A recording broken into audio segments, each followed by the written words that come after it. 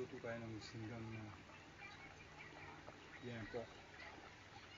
Ayan guys, malapit na maluluto yan. Sinigang na liempo sa gabi.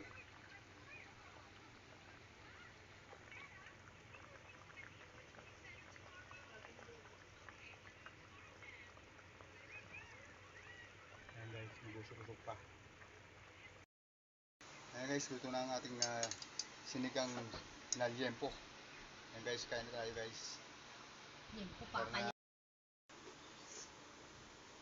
Guys, luto na ang ating sinigang na liempo at pata.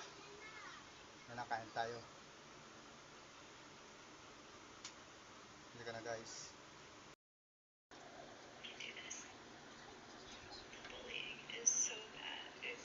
Ang sarap ng sinigang.